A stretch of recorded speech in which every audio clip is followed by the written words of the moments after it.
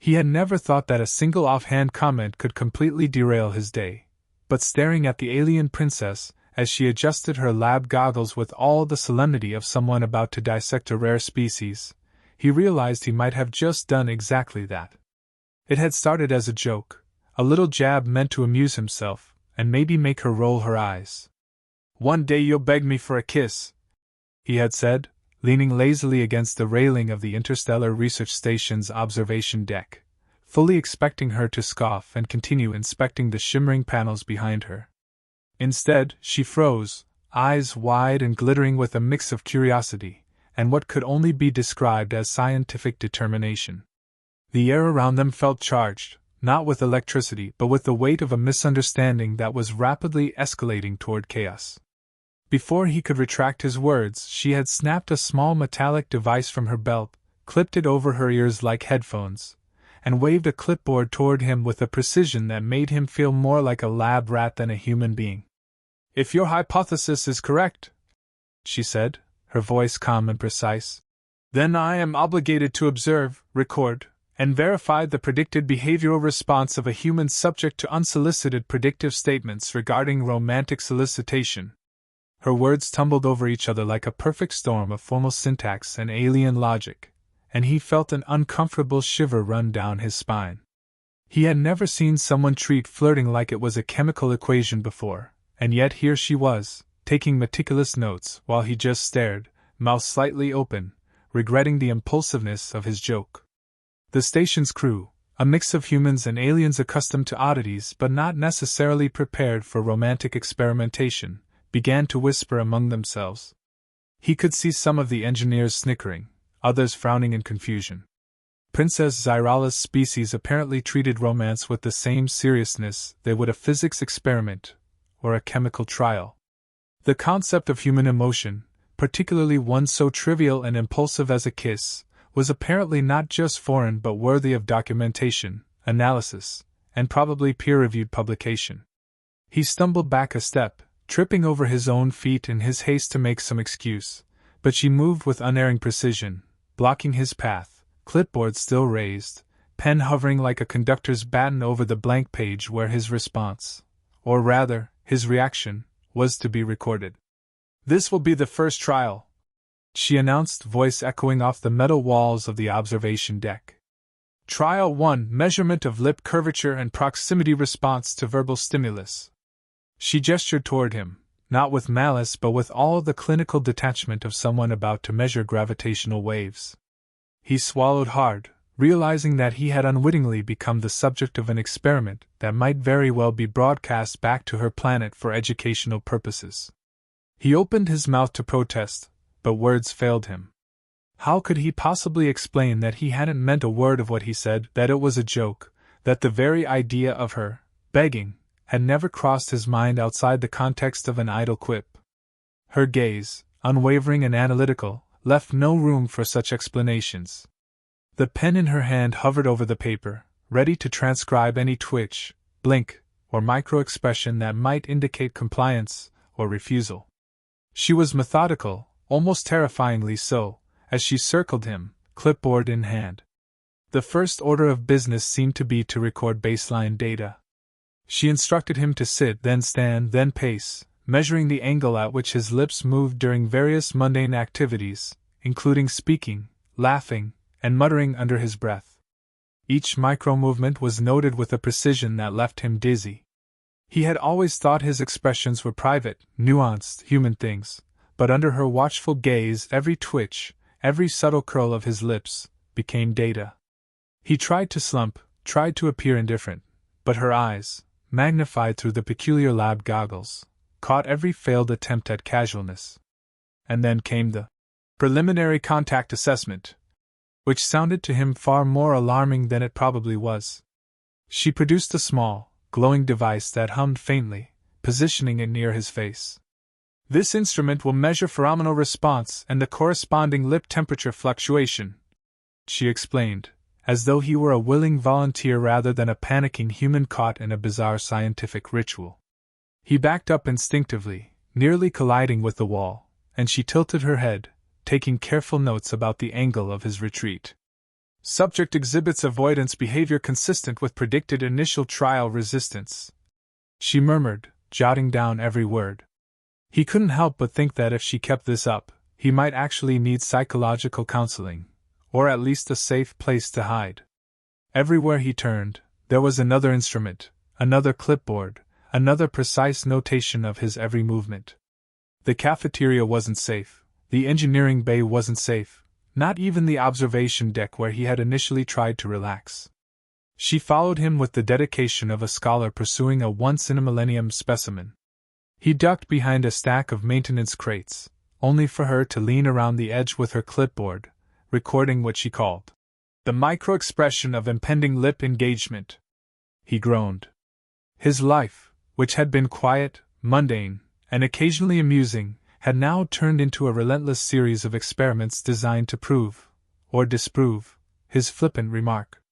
And yet, amid the panic and absurdity, there was something undeniably thrilling about her meticulous attention, the intensity of her focus, and the way her scientific curiosity transformed every awkward pause into an opportunity for data collection. By the time he realized that he was not merely being teased but actively observed, measured, and analyzed, he was already deeply entangled in a situation that was spiraling out of control. Every word he spoke, every glance he cast, was being interpreted through the lens of alien science, and he found himself both terrified and secretly fascinated. He had no idea how he was going to survive trial one, let alone the many that were inevitably to follow. Yet, as she adjusted her goggles once more, pen poised like a scalpel, he couldn't help but think, just maybe, if he played his cards right, he might emerge from this bizarre experiment with not only his dignity intact but perhaps something far more complicated, far more dangerous, and far more intoxicating than he had ever anticipated. He woke to the hum of the station's artificial lighting and the faint, persistent buzz of sensors, realizing immediately that today was going to be even worse than yesterday. Princess Xyrala had clearly spent the night planning, analyzing, and recalibrating her instruments, and he had the sinking feeling that he was the unwilling subject of a very thorough, very invasive human study. By the time he reached the lab, she was already there, goggles perched firmly on her forehead, a hollow chart floating before her with his face on it. The title read, Kissing Trial Number 2, Proximity and Voluntary Lip Engagement Metrics. He tried to laugh it off, brushing past her, but she waved a hand and froze him in place with that precise, clinical stare that made him feel like a frog under a microscope. Do not move, she commanded, pen poised. Any deviation may compromise data integrity. He groaned, realizing this was going to be even more absurd than the first trial. She had set up the lab like it was a mix between a physics classroom and a romantic shrine. Temperature sensors hovered on articulating arms, measuring micro-changes in the air. A small drone buzzed quietly, apparently there to capture any slight alteration in his facial muscles. Charts covered the walls, illustrating diagrams of human lips with annotations like curvature coefficient and voluntary engagement threshold. He felt completely outclassed, his casual sarcasm useless against the sheer scientific machinery of her intentions. She instructed him to stand in a precisely marked spot on the floor, feet exactly 32 centimeters apart, and instructed him to look at a hollow projection of himself, supposedly to establish a baseline for self-perceived attractiveness. He blinked at her, trying to process how seriously she was taking all of this, while also wondering if he was going to die from embarrassment before any actual kissing occurred.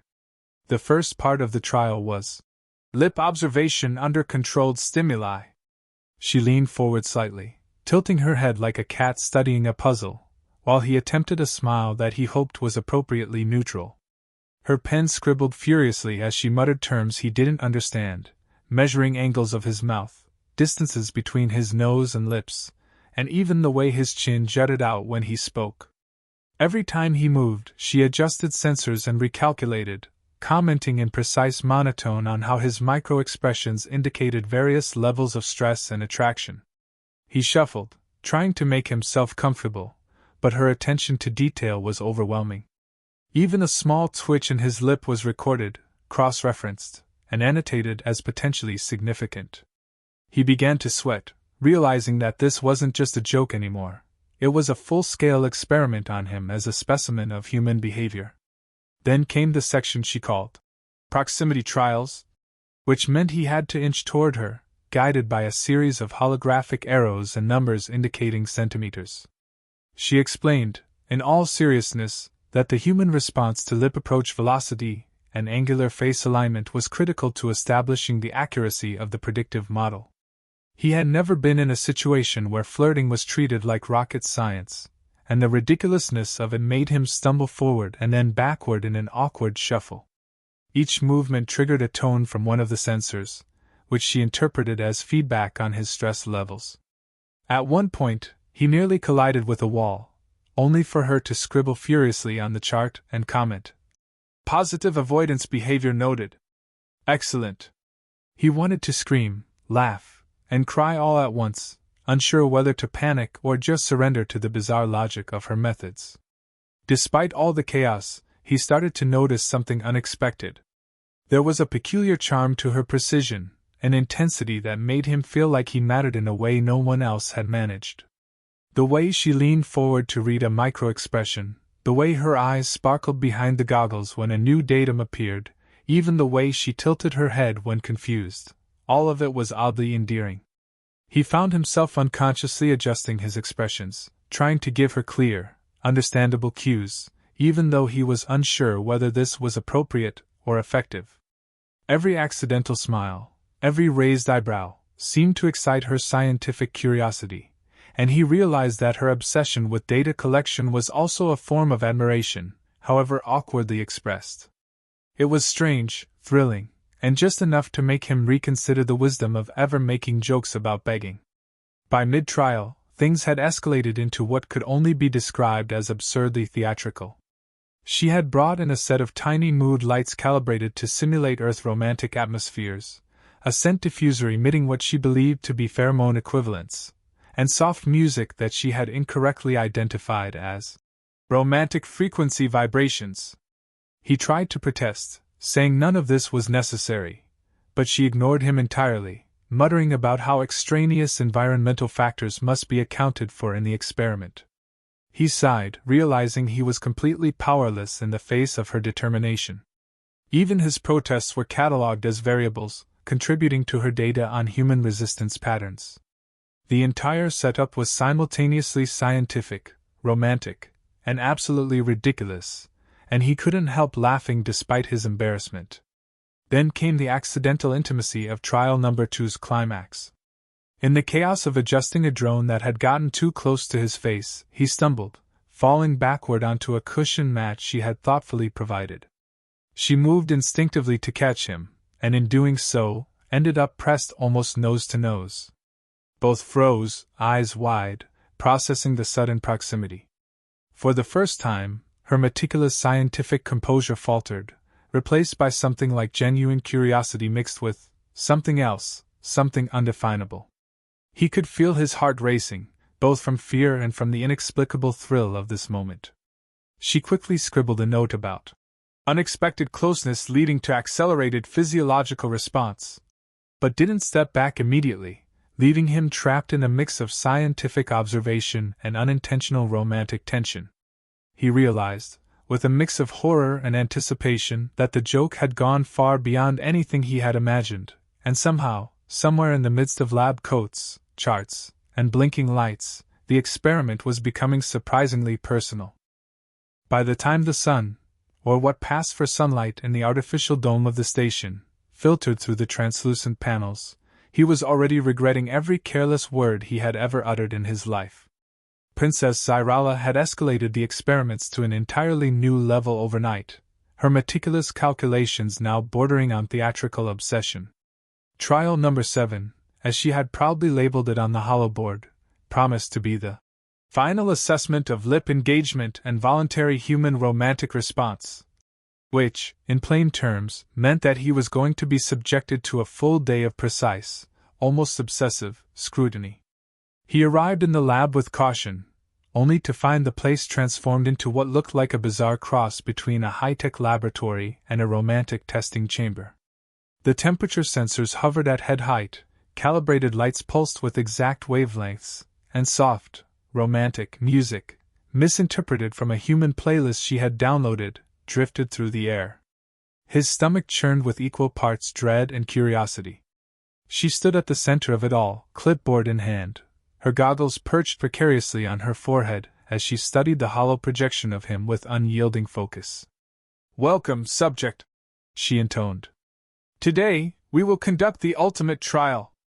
Your compliance will provide conclusive data regarding the hypothesis that a human male will, when properly guided, allow a kiss to occur when prompted by an alien female with demonstrated intellectual superiority." He blinked, struggling to suppress both laughter and panic. She was serious, utterly serious, and the words, intellectual superiority, felt like a threat rather than a compliment. He had never felt simultaneously flattered and terrified in the same breath, but Xyrala managed it with terrifying precision. The first phase involved a series of preparatory exercises that were as absurd as they were intricate. He was instructed to perform a series of slow, deliberate facial expressions, each measured against a hollow scale projecting idealized human lip curvature.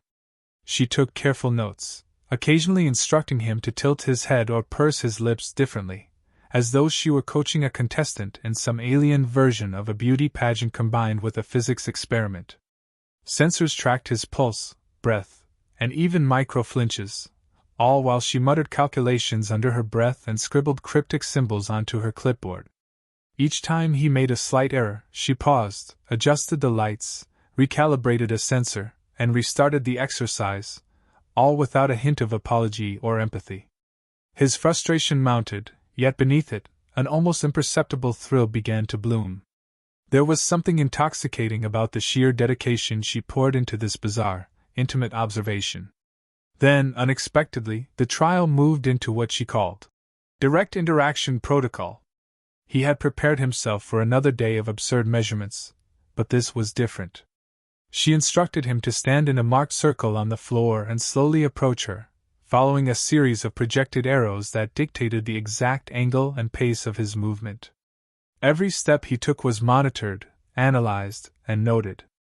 Yet as he drew closer, he noticed subtle changes in her behavior. Her scientific facade cracked in tiny, almost imperceptible ways, a twitch of the lip, a slight shift of her posture, the way her eyes lingered a fraction too long. It was brief, almost nothing, but it made his pulse skip. Despite the overwhelming absurdity of the situation, a strange connection was forming between them, one that wasn't measured in charts or sensors, but in shared tension, hesitant glances, and the electric anticipation of proximity. Finally, after what felt like hours of meticulous and utterly ridiculous exercises, he gathered the courage to speak honestly. "Look, you keep treating me like a subject," he began, voice low and hesitant. "But I'm more than a set of data points. I'm a person. If you want to know what humans do, maybe you need to see the person first, not the hypothesis." She froze, pen hovering over the paper, eyes wide behind her goggles. For a moment, the hum of the equipment, the pulsing lights, and the soft music seemed to fade into silence.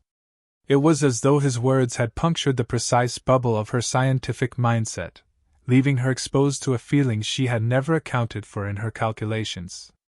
She tilted her head, the mechanical precision giving way to something almost vulnerable, almost human, though filtered through layers of alien logic. He watched, heart pounding, as the meticulous experimenter wavered, caught between her duty to the data and something else entirely, something he suspected was genuine. After a tense beat, she closed her eyes briefly, taking a deep breath, then opened them again, softer this time. I do not fully understand human romantic behavior," she admitted, voice quieter than before. "But I wish to attempt observation outside the parameters of strict experimentation. I desire to understand you as a person." He felt a surge of relief and warmth, realizing that beneath the layers of scientific obsession, the princess had genuinely connected with him. Slowly, he extended his hand, inviting her to step closer without the instruments, the charts, or the blinking sensors. She studied his hand with meticulous curiosity, turning it over as though it were another complex variable, then, with deliberate care, took it. The gesture, simple yet profound, marked the first real bridge between human and alien, humor and tenderness, science and something far more unpredictable, genuine emotional connection. The remainder of the trial shifted subtly from mechanical analysis to exploration of this unexpected intimacy. She watched him closely, yes, but not for data, this time for cues, for understanding, for signs of mutual feeling. He guided her gently, showing the small, human ways of signaling comfort, of letting affection grow at its own pace. Each step was cautious, filled with the humor of their shared awkwardness and the tension of a near-constant proximity that made both of them hyper-aware of each other's presence. Despite the absurdity of everything that had brought them here, despite the blinking lights, the sensors, and the overly complex charts, he felt a new kind of thrill, one that was unscripted, unpredictable, and entirely human. And as she finally leaned forward slightly, without gadgets, without formal protocols, without the weight of scientific expectation, he realized that trial number 7 had achieved something neither of them could have anticipated: the precise measurement of human emotion, laughter, and love, all tangled together in the most unexpectedly intimate experiment of their lives. He had never anticipated that the culmination of all the trials, charts, sensors, and hollow projections would lead to a moment so intensely ridiculous, and yet so undeniably tender. Princess Xyrella had spent the entire day orchestrating the final kissing trial, treating each micro-expression, each slight twitch of his lips, with the same careful precision she might apply to the analysis of a rare chemical reaction. Yet now, with the lab lights dimmed to simulate optimal romantic wavelengths, and the soft, slightly off-key music humming in the background, the absurdity of it all was tempered by something he couldn't quite name, a sense that beneath the clinical procedure, beneath the obsessive charts and temperature sensors, there was genuine care. His heart thumped in his chest, a mixture of nervousness, excitement, and the lingering disbelief that any human could find themselves in a situation like this, on a distant space station, facing an alien princess who was about to prove him right in the most literal and spectacular way imaginable. She stood there, clipboard abandoned for the moment, goggles pushed up on her forehead, her antennae quivering slightly as she studied him with the same meticulous intensity she had applied to the experiments, only now her eyes were softer, more human, or as close to human as an alien could appear when they were attempting to process emotion. "Prepare for voluntary lip engagement," she said, her voice calm but with a trace of uncertainty, as if she, too, was testing the waters of this new, unfamiliar feeling. He tried not to laugh at her formal diction, at the way she still framed the moment like a scientific procedure, even though the tension between them had become charged with something much more primal and intimate. He swallowed, took a deep breath, and stepped closer, conscious of every movement, every subtle cue, knowing that one false step might either ruin the moment entirely or cause her to retreat into her analytical shell once more. The distance between them shrank slowly, like a carefully plotted graph, and he couldn't help but notice the way her eyes flicked to his lips, then back to his eyes, a silent calculation that made his pulse race in ways no data sheet could ever capture. He reached out, tentatively, brushing a stray strand of hair, or what counted as hair on her alien head, behind her ear, and she froze for just a moment, antennae twitching, before letting a soft hum escape, a sound that seemed to convey approval, curiosity, and a hint of shyness all at once. The moment was electric, absurd, and utterly, delightfully human in its awkwardness. The princess, who had spent days treating romance like a physics experiment, was now leaning in, clearly aware that she was fulfilling his earlier, careless comment, yet approaching it with a sincerity that no charts or graphs could ever measure. He closed his eyes for a fraction of a second, heart hammering in his chest, and felt the warmth of her presence envelop him. When he opened them, she was closer still, her breath mingling faintly with his own, and for a moment the world outside the lab ceased to exist. The blinking sensors, the holographic diagrams, the softly pulsing lights, they all faded into the background, leaving only the two of them in a space where science, humor, and desire collided in the most unexpected harmony. Then she spoke, her voice low and uncharacteristically vulnerable. I request, No, I beg, please kiss me. The words, though carefully chosen and oddly formal, sent a shiver down his spine. He had teased her, he had joked, and yet here she was, proving him right in the most literal sense, her pride and her curiosity melting into a moment of sincere longing. Their lips met, tentative at first, a gentle brush that tested boundaries, measured reactions, and yet was anything but clinical. He felt the subtle warmth of her mouth, the slight quiver in her lips, and the quickened rhythm of her breathing. Her hands rested lightly on his shoulders, fingers tracing patterns as if they were diagrams themselves, but in a way that made him laugh quietly despite the intensity of the moment. The kiss deepened, unplanned and uncalculated, and he realized that all the charts, all the data points, had led to this, an experiment that had become something organic, something alive, something entirely beyond the rigid protocols she had followed so meticulously. Even as she clung to him, noting every detail, he couldn't help but feel that they had crossed the threshold, leaving behind the absurdity and embracing a kind of romantic chaos that was exhilarating in its unpredictability. When they finally broke apart, slightly breathless and blinking in mutual disbelief, she straightened, removed the last of her equipment, and regarded him with an expression that was both triumphant and bashful. Hypothesis confirmed, she declared, almost to herself. Lip engagement does indeed result in increased physiological and emotional response in human subjects. He laughed, shaking his head, part of him still incredulous that this was happening. You're something else, he said, grinning, feeling the tension melt away into shared amusement and satisfaction. She tilted her head, a playful glint in her eye that had nothing to do with data collection, and replied, Then we shall continue further trials, privately. He groaned, part mortified, part thrilled, as she pulled him back toward her, and the lab, with all its blinking lights and absurd scientific apparatus, became the unlikely setting for the start of something entirely unpredictable, entirely human, and entirely hers to study, cherish, and in her own wonderfully analytical way, love.